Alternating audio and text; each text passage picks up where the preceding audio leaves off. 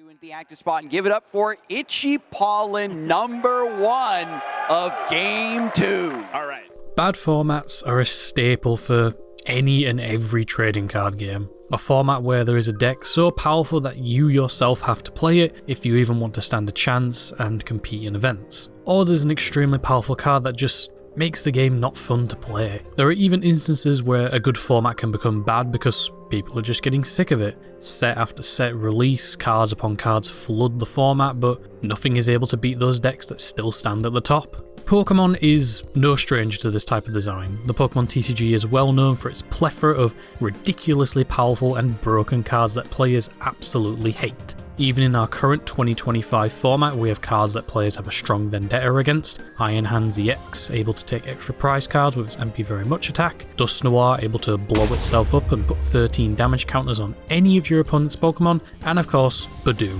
which has a 0 energy attack that item locks your opponent. However, these cards aren't as broken as some we've had in the past, but they are still pretty annoying to play against and deal with. However, there was one card which caused the game to see one of its worst formats in the entire game's history. A card so powerful that to this day, people still shudder in fear upon hearing its name. A card that broke the game's basic mechanics and caused many players to just flat out quit the game. Before we can talk about this card, we first need to talk about a very controversial type of card in the Pokemon TCG, tag teams.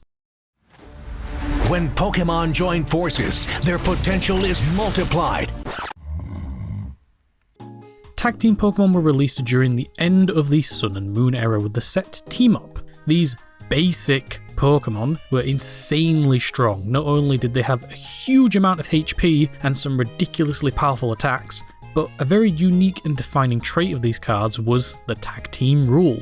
When your tag team Pokemon is knocked out, your opponent takes 3 prize cards. Prize cards are the main way that you win in the Pokemon TCG. You put down 6 from the top of your deck before the start of the game, and the goal is to knock out your opponent's Pokemon in order to take all 6 and win the game.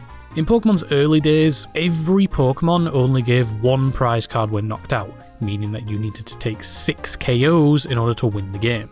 However, during the Ruby and Sapphire era, the Pokemon Company introduced a new type of card called EX Pokemon. These cards were very powerful but had the trade-off of rewarding 2 prize cards to your opponent when they were knocked out, potentially halving the number of KOs you would need in order to win the game, and thus vastly speeding up the pace of the game. The Diamond and Pearl era didn't carry on this trend, but the Black and White era brought it back and in some cases made it worse. The Ruby and Sapphire EX Pokemon were like normal evolution Pokemon, so you needed to evolve Ralts into Curlier and then into Gardevoir EX. With the release of Next Destinies, we got the reintroduction of EX Pokemon, and instead of being evolution Pokemon, they were all big, basic Pokemon and immediately took over the game. The X and Y era even gave an extension to these cards with Mega EX Pokemon, or M Pokemon, which were a mixed bag, but did have some pretty powerful cards among them, such as Mega Rayquaza, Mega Mewtwo, and Mega Manectric. Sun and Moon, however, decided to change things up and introduced GX Pokemon, which were designed like the EX Pokemon we had in the past, going back to evolution Pokemon. And then they went and ruined it with tag teams. With tag teams in the game, the speed and pace of the game was at an all-time high. It all became a race of whoever can knock out 2 Pokemon first wins. Because these Pokemon gave out 3 prize cards, all you needed to do was knock out 2 of them, and that's it. You win. And even if that wasn't possible, some of these Pokemon had very strong attacks that could knock out multiple non-tag team GX Pokemon.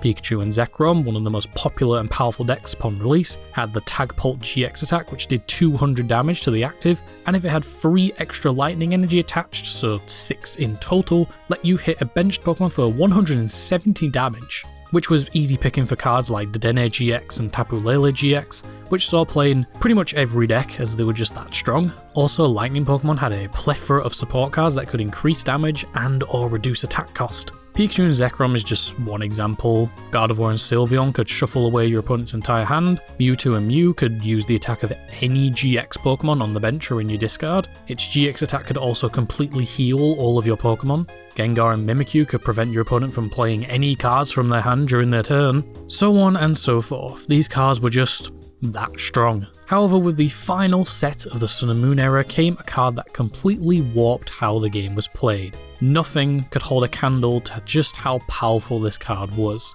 It dominated events both in person and online, a card that people were begging to be banned in Standard. To this day, people absolutely despise it, calling it one of, if not the most badly designed card ever printed. Arceus Dialga Palkia Tag Team GX, also known as ADP. Strength comes in many shapes and sizes. In Pokemon trading card game Sun and Moon Cosmic Eclipse.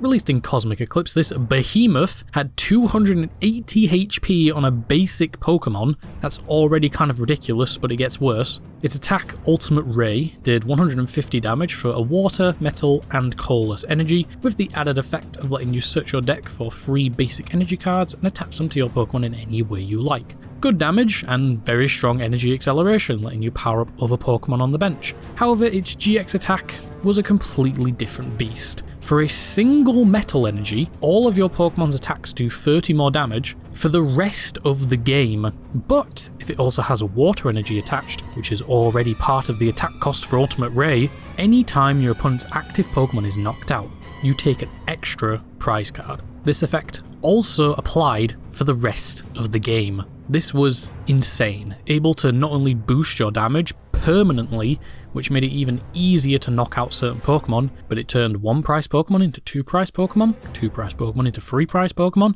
and 3 prize Pokemon into 4 prize Pokemon. You basically make normal GX Pokemon into tag teams and non-GX Pokemon into GX Pokemon. This card was hyped up to be one of the most busted and broken Pokemon of the format, and upon release, it didn't have that big of an impact surprisingly. The main question people were asking was, what do you even pair it with? People tried building it alongside stuff like Keldeo GX and Mawile GX, as well as Lucario and Melmetal Tag Team, and while those builds did do well, it could still be beaten pretty easily by other decks in the format like Reshizard and Pikarom. They even saw a small amount of play inside of those decks. However, 2020 was on the horizon, and with it the next generation of Pokemon, Sword and Shield, would make its way into the TCG. And just from the previews alone, things are about to change in what many people call the worst format in Pokemon TCG history. Witness the grace and majesty in the Pokemon trading card game Sword and Shield.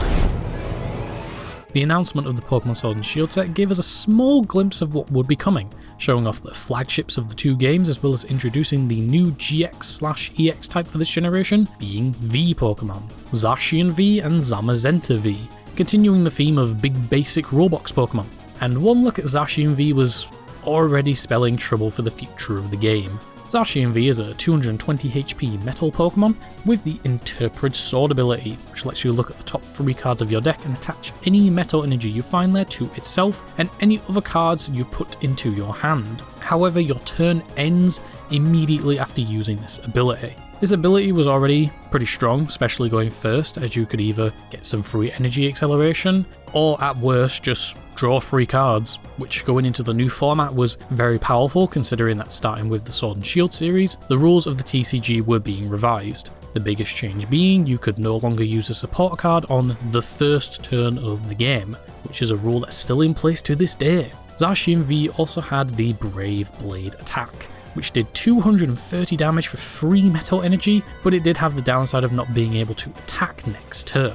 ADP had found its perfect partner. It also didn't help that the Sword and Shield set gave us Metal Saucer, which is pretty much just Dark Patch but for metal Pokemon, and it also gave us Aurora Energy, which provided every type of energy when attached, so it could either be used as a water for ADP or a metal for Zacian. There was also a plethora of control Pokemon that were being splashed into deck lists, like Absol from Team Up, Fione and Mimikyu from Cosmic Eclipse, Shrine of Punishment from Celestial Storm, and much more. The first event of this deck showing was the Oceanic International Championships in Melbourne. It didn't win, but in the top 32 it took 14 positions. Almost half of the decks in the top 32 were ADP Zacian.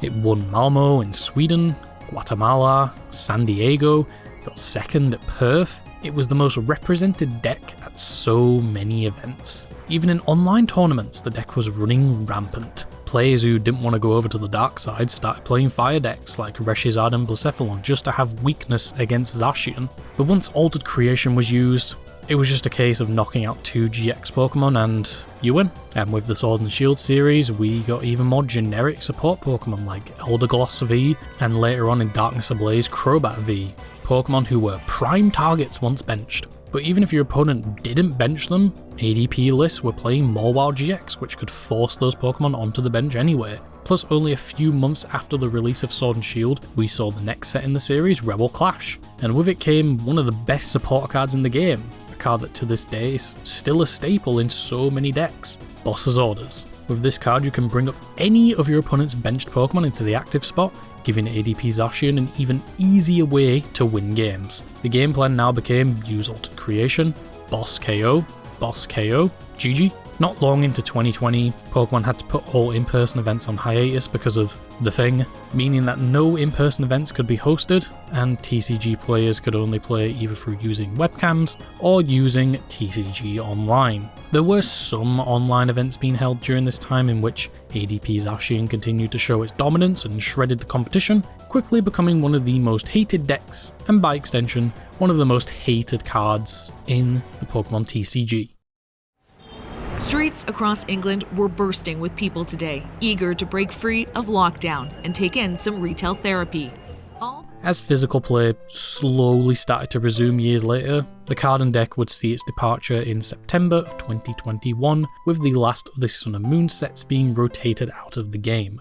Players were finally free, until Arceus came back in Brilliant Stars, but it wasn't as powerful or game warping in design as ADP was. ADP is always brought up as the perfect example of awful card design. Showed this card to anyone who doesn't play the Pokemon TCG and they'll think it's the most busted and broken card ever. And that's because it was, and many players say it ruined the game for the time it was legal. It was one of those decks where the only thing that could compete against it was itself. There were other powerful decks that came around during its legality, such as Eternatus, Centiskorch, Shadow Rider and Ice Rider Calyrex, as well as Rapid Strike Urshifu, but even then, near the end of its life cycle, deck lists started dropping Zacian altogether and instead played Pokemon that countered these decks, such as Galarian Moltres, and Shadow Rider was becoming very popular. I think the Pokemon Company learned a very big lesson from this card. Card design afterwards and as of late has been nowhere near this level of broken. Sure, we have stuff like Iron Hands, and while that card is powerful and can be annoying, its extra prize effect is only on one of its attacks, an attack that has a high energy cost and does okay damage. ADP's extra prize effect lasted the entire game once it was used and only required you to give it a water and a metal energy. Plus it was a lot bulkier and thus harder to deal with,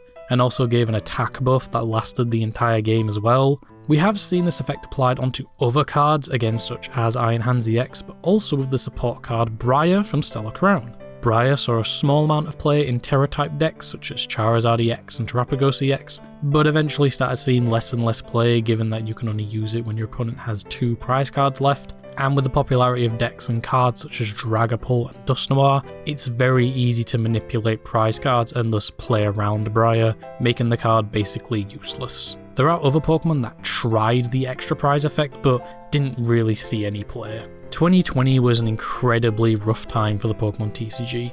Not only could players not play in IRL tournaments due to the pandemic, but playing online meant you had to play, or play against, ADP Zacian 99.9% of the time. A deck so strong, so powerful and so annoying to play against that many players just quit the game, and I don't blame them. Why continue playing something when it's just not fun or enjoyable anymore? Pokemon has had its fair share of bad formats, badly designed decks and badly designed cards, but I think we can all agree that 2020 was the worst time to play the Pokemon TCG.